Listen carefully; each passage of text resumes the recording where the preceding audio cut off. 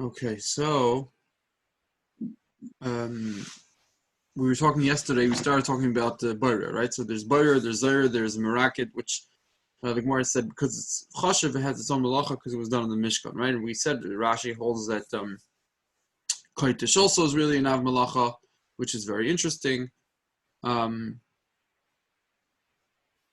Right, and my side, I looked up, I saw a few Achronim that do learn Rashi that way, and the Rashi would talk a hold. It sounds like he holds that according to Rebbe, there are only 39 melachas, but not according to Rebbe.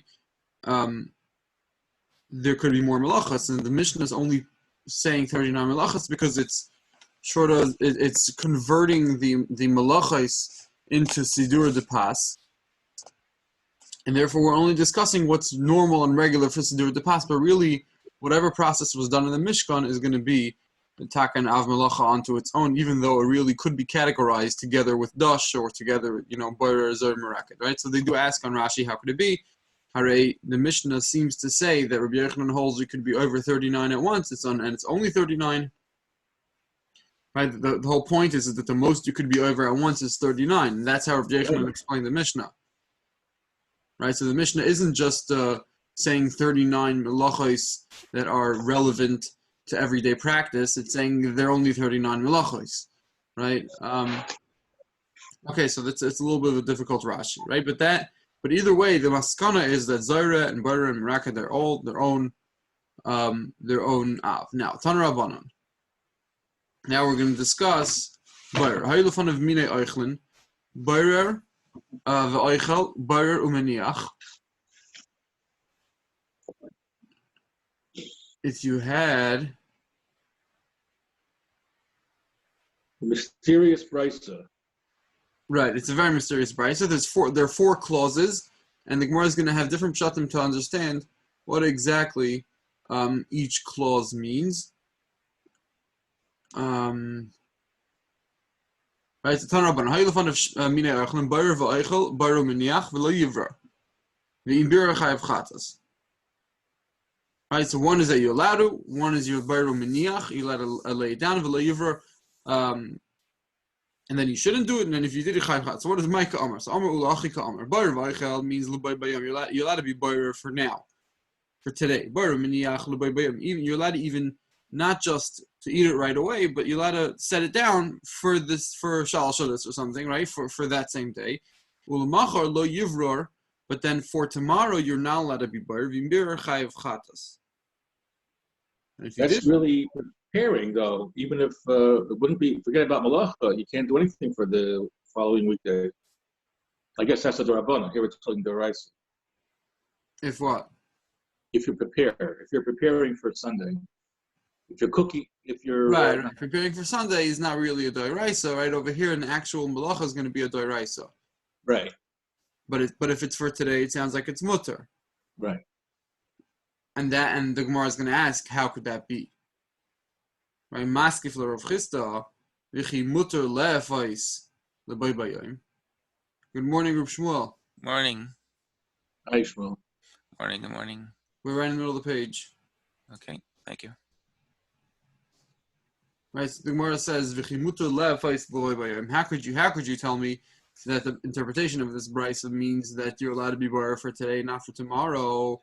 Maskifla, Rav Chisda, v'chimuter le'afais l'bay bayim. You're allowed to cook for today. V'chimuter levasha l'bay bayim. You're allowed to bake or cook for today. And so you can't be allowed to just be BeiRav for today. Elam Rav Chisda, BeiRav v'Eichel pachas mikashir. You're allowed to be BeiRav v'Eichel pachas mikashir.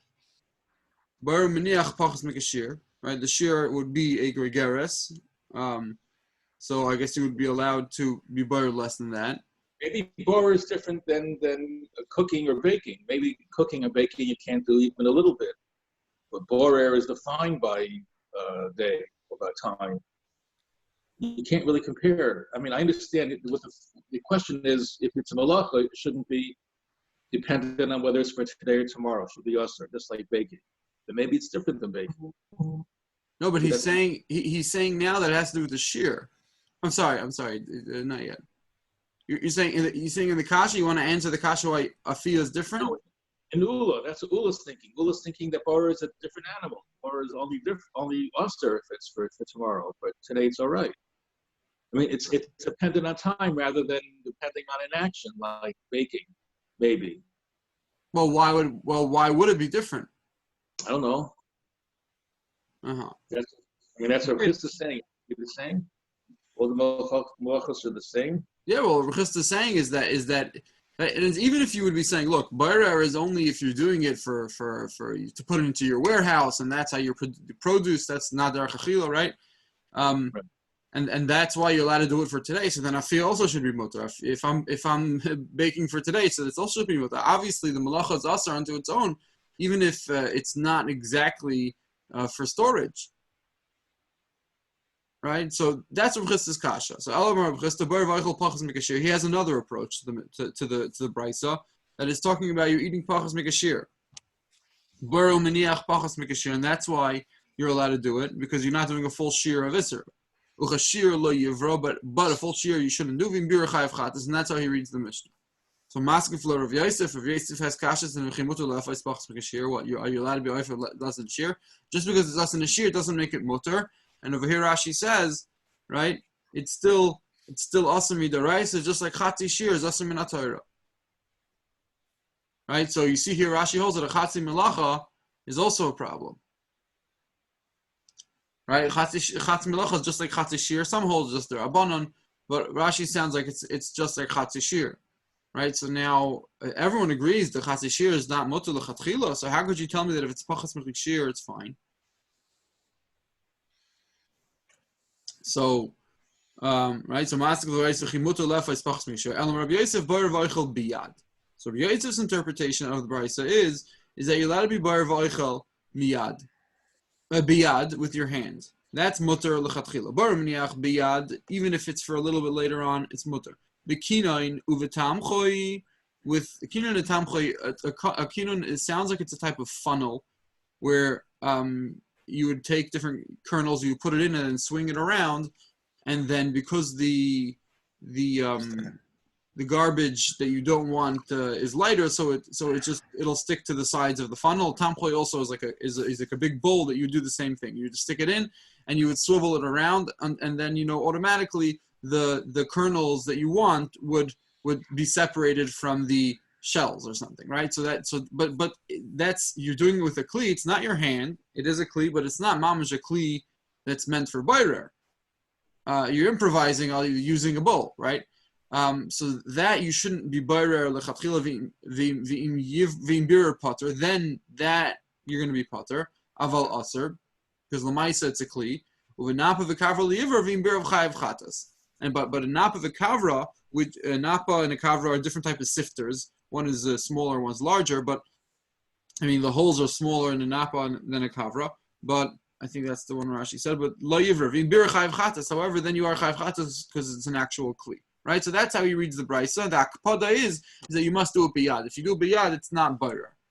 So maskef of Hamnuna asks, how could it be midi kanun v'tamchi katani? Does the brisa say, how could you just stick in that we're talking about a kli? It doesn't say kinun v'tamchi.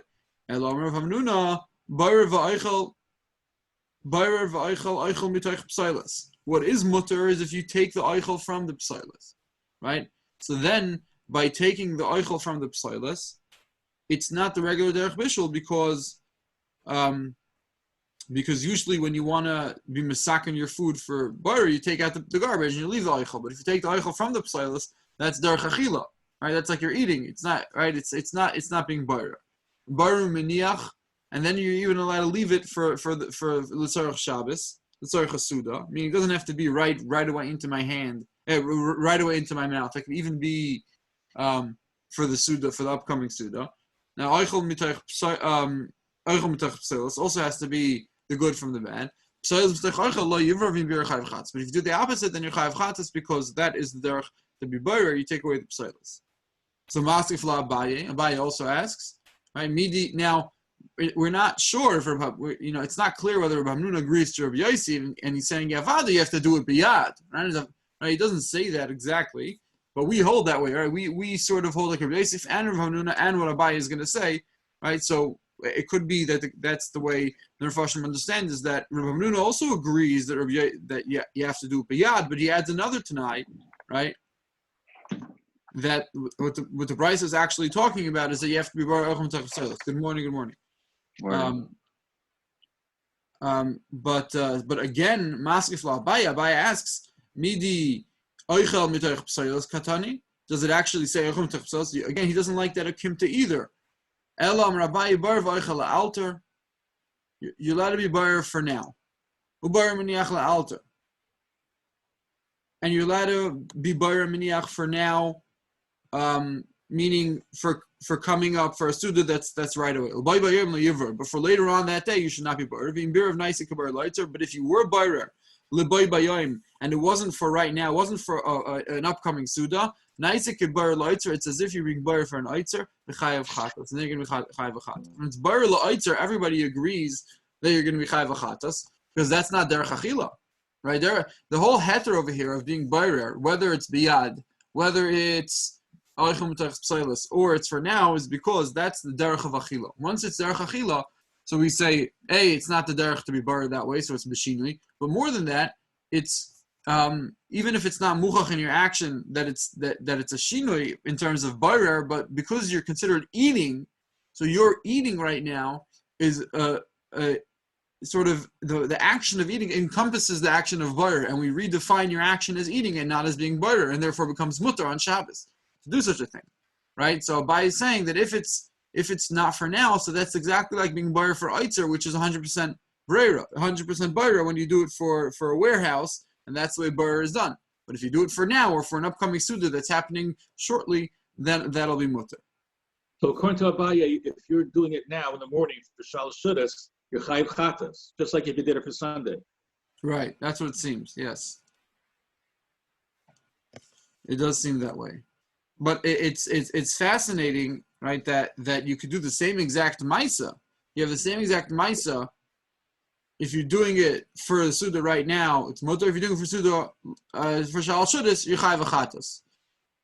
What's pshat? Pshat is that derech achila. Right, derech achila is mamish changes it. If it's for right now, so pshat is I'm eating it. But this is really the same as just a tweaking of Ula, because Ula, I mean, he's making different definitions, but it's the same theory as Ula. Ula says if you do it for that day, it's called eating. Right.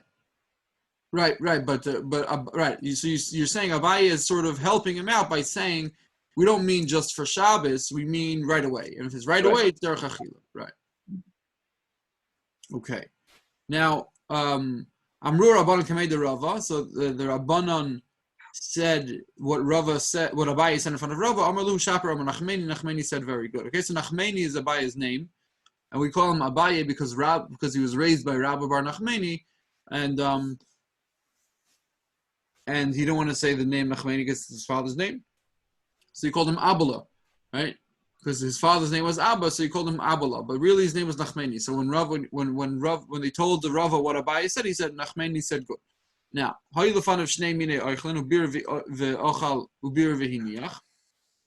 have two types of food, and you're a boirer, and you ate. And you left it. Rabashi masni potter. Yomi masni chayav. Rabashi masni potter. How could it be that Rabashi says you're potter? Vatani chayav. Now, Rabashi saying potter sounds like it's not mutter, right? Which means that it can't be for right away. And let's say Rabashi is going according to Abaye, right? So when he says you're potter, he can't mean that the case is that you're doing it for right away, because then it would be mutter, not potter, right? Potter means always potter of al-asr.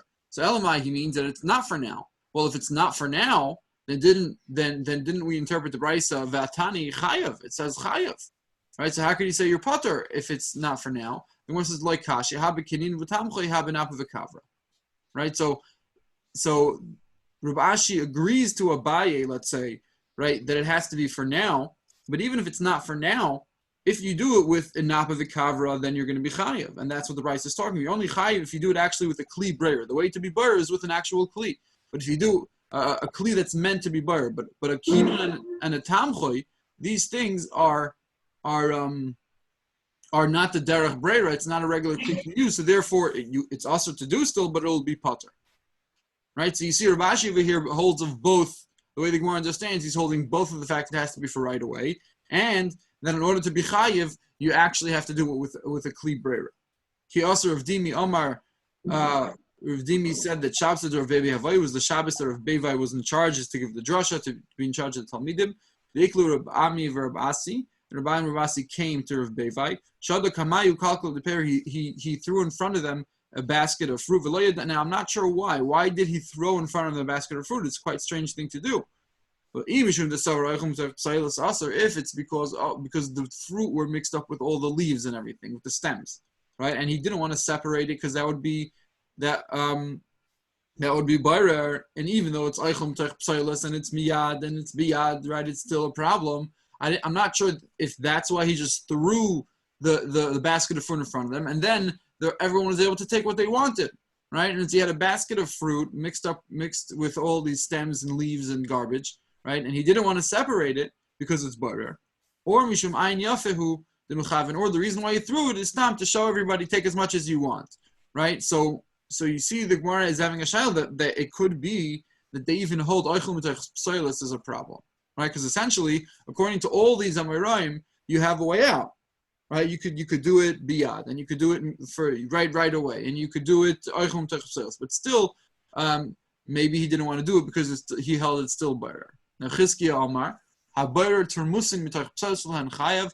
If you're BeiRav turmusim are a type of legume, some type of kitnias, and if you're BeiRav them mitach psolos, you're chayav. Even though, right, it's oichum mitach psolos. Right, even though you're taking the eichel, it's still a problem. Says the Gemara, does it really hold that if it's eichel and psolos, it's also? Didn't we say that that's mutter? The Gemara says no. Shani turmusin are different. The shalkile shiva zimni, because you cook them 7 times.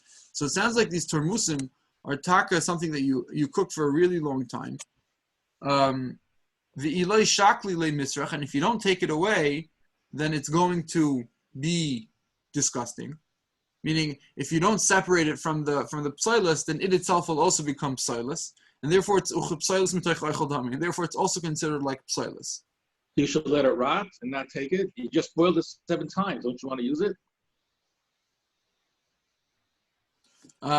Yeah, you want to use it, but it's just also to do that on Shabbos. Meaning on Shabbos it would be also to do because it's BeiRav. Now, why is it BeiRav? Right? Usually, eichum mitach psolos says mutter. No, but over here, because this thing itself will become spoiled shortly, it's like it's called psolos also. So you're making halacha. It's also to eat this turmus on Shabbos because it's impossible to take the ochel out of the psolos because it's called psolos, because in a half hour it's going to become psolos. Right. But it's very interesting pshat, because Nuts. Right. Why? Because psolos and eichel are relative to what I want, right? It's not really whether it's called psolos or not. Right. Right. And also Rashi points out that if I would take the psolos if I would take the bad part from the good part, right. I would also be chayiv. So you're sort of hitting me on both ends over here. You're telling me that they're both psolos, right? So Rashi has a different pshat.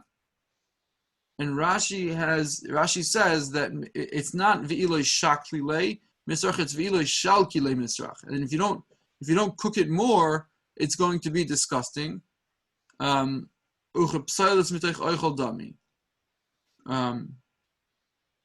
says what you do is every time you cook it, you take out more and more.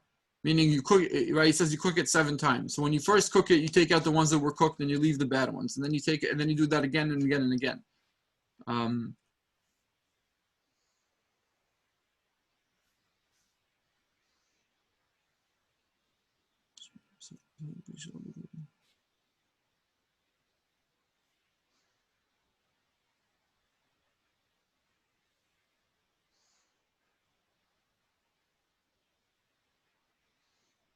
It sounds like over here. It sounds like every time you cook it, you take out the bad part, and as you cook it, you keep on sifting out the bad parts. So even though yes, it's edible, but what's left is better. It sounds like that's the type of metzias that every time you cook it, you're sort of refining what's left over, and you keep on taking out the ones that were already cooked. That's going to go bad, right? The ones that you're taking out. It's a type of bean. Let's say you're cooking the type of bean. Every time you cook it, you take out the ones that were already cooked off already, right? And you're leaving the ones that still need to be cooked. So you're sort of leaving the best of the best to stay. Every time you cook, you leave the best of the best, right? So now when you're taking every time you cook it and you take off the ones that are already cooked, right? So in a sense it's oichel, but in a sense it's psilus also. Meaning this specific by termusim, right? Imagine a type of food where I take out part of it that is oichel, right? But at the end of the day, what I'm leaving over is even better, right? So I think that's what Rashi means over here. That over here, it's oichel, yes, it's edible, and I'm eating it. But at the end of the day, what's left over is better, and therefore it's still considered psilus mitoch oichel. And that's what Rashi seems to be saying over here. Okay, v'atoichen continues the Gemara. V'atoichen amrav papa haiman de parim silka. If you cut beets very thin. Now this is probably the stem of the beets. It's probably not the actual beet itself, because the beet that we usually have is the root, right? But this is the stems itself. On top of the root, there's stems and leaves, right? So if you cut it very thin, so then chai mishum toichen, just like grinding, right? So grinding isn't only in flour. It's if you cut something dak, something very, very thin, you're going to be chayav also the same idea of toichen. Now also there's a discussion as to whether l'tzoyrech suda right away if it's mutter. Amrav menashe hayman de silti chayav mishum toichen. If somebody if someone breaks apart wood into very small splinters, small pieces, to be able to that it burns better is also chayav mishum toichen. Even though it's not food, it's still toichen. Amar Rav Ashi I kopid amishchasa chayav mishum mechatech. And if you care that it's if you care about the actual the measurement of the wood, if the pieces of wood that you're cutting, you want them to be a specific measurement, so then it's a chayav mishum mechatech, right? Mechatech was by the skin. When you cut the leather to a specific amount, that's mechatech, right? So over here, that would apply over here every time you're cutting something to a specific measure. So you'd be chayav for that too. V'halosh v'ha'oifes, says the Gemara. Amar Papa Shavak Tana Didan Bishul Semamonim Deva B'Mishkan V'Nokat Oife. But Papa is asking a question: how come the Tana left Bishul? I mean, it didn't mention Bishul Semamonim. How they used to be mevashel the ingredients to make the dye, right, for the Mishkan. V'Nokat Oife, and it mentions baking. Why? Hare in the Mishkan, the main thing was Bishul, not Oife. So the Gemara says Tana Didan is to do with the past Nokat. Our Tana chose the order of bread, right? Like we explained yesterday, because that's more common, and therefore we're converting the malachas to fit the exact way to make bread. Now, Amar Bacha Bar Avira Hayman Deshod the Sixer Latuna Chayv Mishum Mevashel. If you throw a peg, this is sort of a peg, you would use for a tent or something, right? If you throw a peg into an oven, you're chayav mishum mevashel. So the idea is over here, there doesn't have to be food to be chayav to mevashel, right? Even if it's just a peg of wood, that they would want to harden it, right? If it's a little wet, if it's still moist from the tree that you extracted it from, you would want to throw it into the oven to make it hard, right? So the Gemara says pshita. Obviously, it's pasha. Why should it not be considered mevashel? The Gemara says ma'adatayim l'shrurei manakam chavin. I might think that all you're trying to do is to make it a little stronger, right? So it was strong, it was hard, right? And you want to just make it a little harder. Mashmallah, no, demir parafi. That really it is that it's that when you put it in the oven, it becomes a little soft. V'hadar comment, and then it becomes hard, right? So therefore, you are being mevashel. And it sounds like if it would just be hard and stay hard, just even harder, then there's no change that you're doing. The bishul isn't affecting anything because it was hard and it will be hard. And it's going to be hard. It's the same hard, right? So bishul, the definition of bishul is it has to have some type of change, right? Where it's misakin the oichel a little bit, right? And over here, if it was hard and will be hard, it's not a problem. the Gemara says yes, but when you put it into the oven, it becomes soft. Since it becomes soft and then hardens, right? So that's like bishul. That's one shot in this Gemara. Others say from this Gemara that you see that bishul needs to be. The Gemara is asking, how could it be that it's bishul hare? It only hardens it, and hardening is not bishul by definition. The Gemara says, Kamash Malon, the mir for Rafi, no. The pshat is that avada gets soft first, and then hadar kamit, and therefore you're chai for bishul, because yes, softening is an essential definition of bishul, but don't worry, you are chayiv for this peg because it does become soft and then it becomes hard, right? But I don't know, if you would cook an egg on Shabbos, right, and it becomes harder, so you wouldn't be chayiv because it's becoming harder, it's not becoming softer, right? So that would be shtikol shver to say that within the definition of bishul, it needs to be softer. So that's why the other pshat, that avada, if cooking is if you make something soft becomes hot. Yeah, so if something soft you make hard, that's also bishul. Something hard you make soft is also bishul. Over here, the Gemara is just asking that if you had a peg that was hard and will be hard, so you didn't do anything, so why is that mevashal? The Gemara says, no, it does become soft in the middle. Okay, so Amar Rabbi Huna, Hayman de'artach kufra, chayiv mishum mevashal.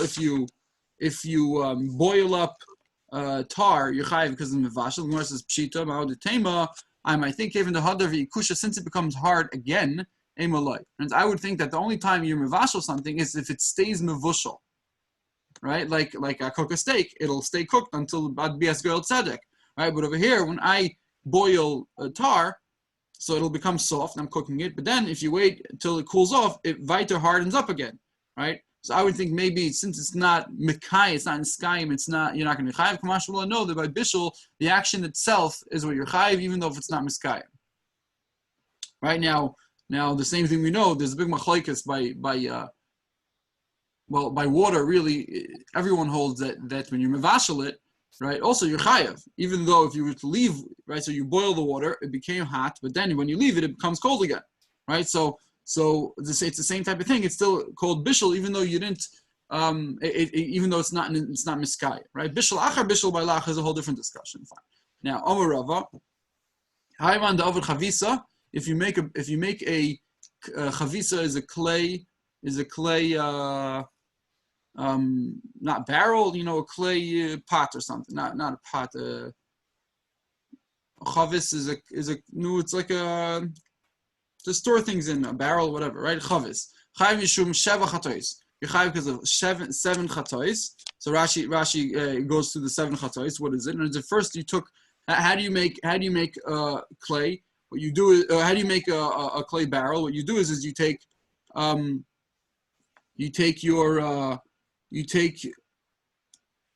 mud, right? You take pieces of mud and then you grind it to make it smaller. So that's teichen, right? And then you make it smaller. That's teichen. Then your BeiRav, you take the bigger pieces from the smaller pieces. That's 2. Areish time. Umarkidan benapa. I'm just reading this Rashi on the side, right? And then you then after that you use a sifter, so that's a 3rd malacha. Mugavel betit, and then you make a cement out of it, so that's like lush, nahanu lush, that's 4. And then mareach hatit, then you smooth it out when you make the actual the form, when you form it, and then mavir saur, and then you got to make the fire, and then mitzarfoi b'toichoi, that's 7, and then you actually be mevashal it, right? So that's 7.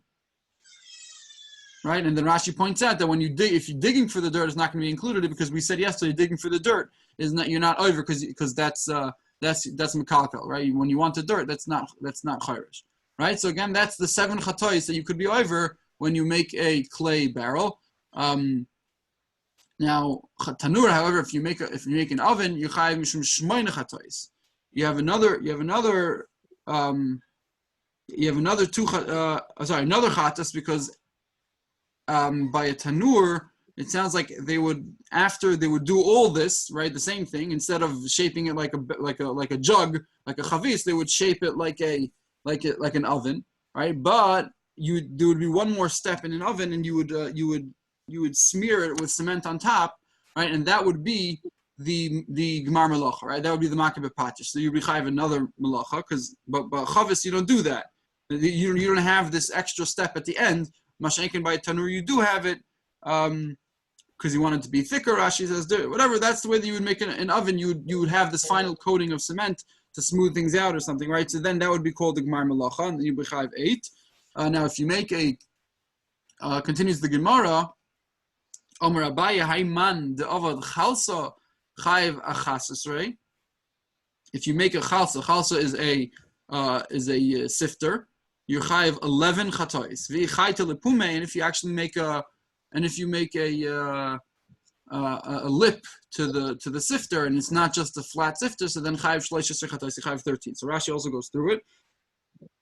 First, if you're zomer, if you're pruning the basically the way you make a sifter is you make it out of kanim. Kanim are pieces of sticks, like bamboo sticks, or pieces of straw, right? So when you pluck that out of the ground, so that's koitzer, right? And also you're being noiteya because it helps grow what's left in the ground. So it's like pruning, right? So that you're already chayiv too.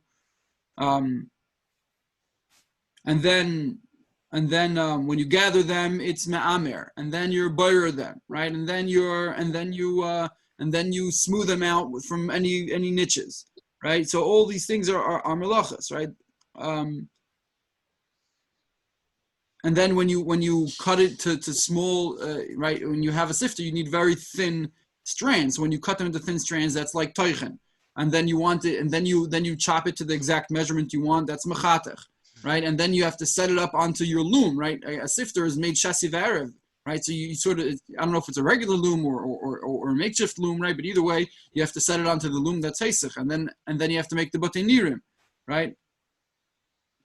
Right, and then you have to be oireg, right? So all these things are melachas, and then you cut it up, you cut everything to be measured after you finish, and that's called makeh b'pachish. So that's a full 11 melachas.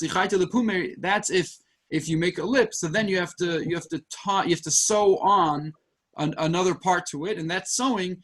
After you sew, also you have to tie up you knot up the ends of the strings, so that'll be kosher. So you're going to be taifer and kosher. That's why it jumps from 11 to 13. So if you want to sew on the lip to the sifter, you chayiv even 13. Okay, so the Amarama just showing that for one simple action you chayiv 13. For making a simple sifter, you'd be chayiv 13 chatos. Now, Rashi just points out that for baina you're not going to be chayiv because there's no binyan. We don't hold that there's binyan b'kelim, right? So even though you're building a kli, no any binyan b'kelim, only something gets attached to the ground. Okay, hagoizes es hatzemer umilabna continues the Gemara that if you shear wool and you wash it out, you whiten it, right? You wash it out. Those are two melachas. Let's say what you did is you spun the actual wool that's on the behema, right? You didn't sever it from the behema. It's on the behema, and you spun it into a string. So chayiv shalosh chatos, achas mishum goizes, achas mishum enapis, v'achas mishum toive.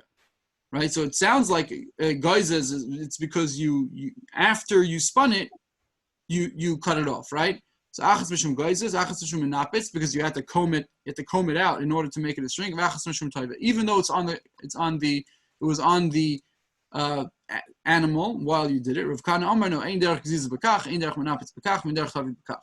So it's not the derech menapitz and tavi that's understood while it's on the animal. It's not the derech to comb it and make it into a string while it's on the animal. But gziza is a big chiddush, right? The chiddush is that even though you're shearing it, l'maisa you're shearing it, but because it was already made into a string, it's weiter not the derech gziza. Okay.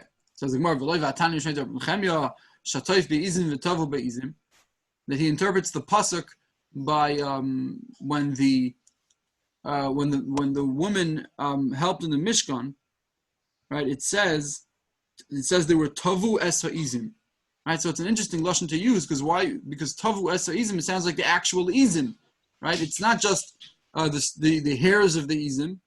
So he explains, yes, shatuf be'izim, they actually washed the hairs when it was attached to the izim, and tavu be'izim, and they spun the strings when it was attached to the izim. Right? The Gemara says, you see, and that's what they did in the Mishkan. So alma tvi al gabi behema shma tvi. You see, it constitutes an actual spinning. The Gemara says, no chachma yisei rashani. No, those women, the Torah says they had chokhmah yisera, right? They had extra chokhmah to understand. So that it says kol isha chokhmah slave, right? So that was different. That was because they were big chachamim and they were very strong experts, but still not considered the derech, right? Only if you're a big chacham, that's how you do it. But for most people, it's not the way it's done, and therefore it's not the derech of gziza, and you're going to be potter. Taner Rabbanan hatelish is a knaf. If you cut why off, don't we say the reverse? We should say fakert, that only doing it while it's on the behemoth, that's the malacha of the Mishkan. Because of the Mishkan. Yeah, that's the way they did it. Right. If we do it normally, then it's not, should be. Right. I hear the kasha. It's a very good kasha. I didn't see them discuss it. But you're saying, Adrabah, if we're modeling everything basa the Mishkan, right? Yeah. So why all of a sudden are we saying no? That's an exception. Right. Right. I'm not sure. Maybe specifically because it says by the women that they did with chokhmah slave. I don't know. Maybe if the men did it, it would be different. I don't know. Okay. Taner Rabbanan hatelish zaknaf. If you pluck out a feather from a bird, right? V'akoitmai, and then you chop off the top of it. V'hamortoi is when you smooth it out. Chayev shalosh chatayis. You chayev 3 chatayis. She explains, when you pluck out the feather from the bird, it's geizes. When you chop off the top usually goes for a pillow, right? So that's the type of the feathers that go for a pillow, so that you would be chayv mishum mechatach because you wanted a specific measure. And memaret is chayv mishum memachik, and then when you smooth out the stem, right, and you cut off the side strands that are attached to the stem, then you're smoothing it out. And that's probably only true if you want the kana, if you want the stem to write with it, right? If you don't, right? If you want the feathers, that would sort of be mimachik. It's a malach she'en tzricha lagufa, right? Mimachik is always to smooth something, and if you don't want to smooth it, you want it just for the feathers, right? So then you would be potter. Over here is probably talking about a case when you want the actual kana, and that's why you chayv mishum mimachik. Okay. In fact, the Gemara, where was kshir in the Mishkan? You're saying everything's modeled on the Mishkan. Where was kshir in the Mishkan? So Amarava sheken koshem b'yisei halim, because they would tie the uriyos, you would tie the cloths that would surround the Mishkan to the pegs in the island.